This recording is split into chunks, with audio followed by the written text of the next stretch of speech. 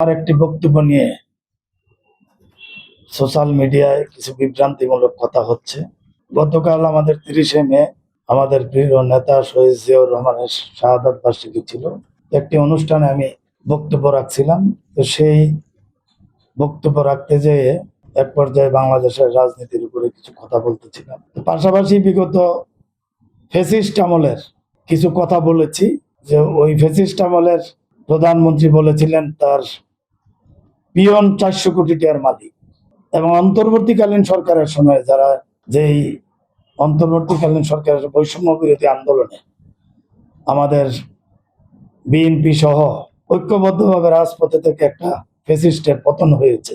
তা আমরা আশা করেছিলাম যে একটা বৈষম্যহীন সমাজ ব্যবস্থা, সেটা অন্তর্বর্তীকালীন সরকারের সময় যারা দায়িত্ব ছিলেন, আমাদের এই কুমিল্লারই সজীব আসিফ মোহাম্মদ সজীব ভুইয়া, উনি এলজিডি উপদেষ্টা ছিলেন।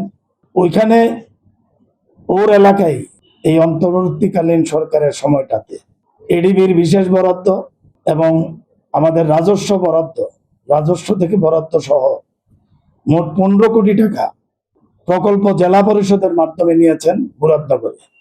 উনি একজন উপদেষ্টা ছিলেন। আমি মনে করি একটি উপজেলার জন্য এটা কোনো স্বাভাবিক বরাদ্দ না, এটা একটা অস্বাভাবিক বরাদ্দ। পাশাপাশি অন্য উপজেলাগুলা এভাবে বরাদ্দ পায় নাই।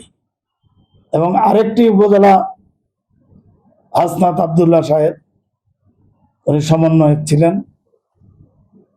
ওনার এলাকায় দেবিদ্বারে ওখানেও প্রায় 10 কোটি টাকার প্রকল্প এডিবি এবং রাজস্ব মিলে আমার জেলা পরিষদের মাধ্যমেই নিয়েছেন।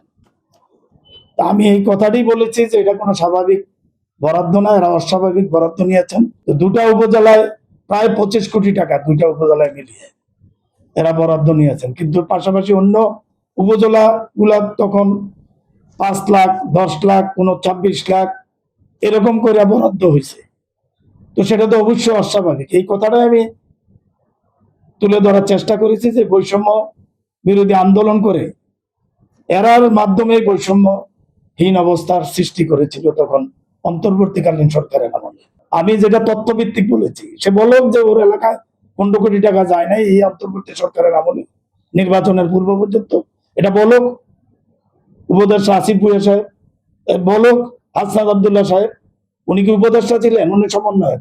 একজন ব্যক্তি কিভাবে ওর উপজেলায় এই টাকা নিতে পারে, সরকারি টাকা এবং আমাদের রাজস্বের টাকা দুইটা মিলিয়েই নিচ্ছে? সেই কথাটাই আমি বলতে চেয়েছি। এটাকে বিভিন্ন অপব্যাখ্যা দেওয়ার চেষ্টা করছে।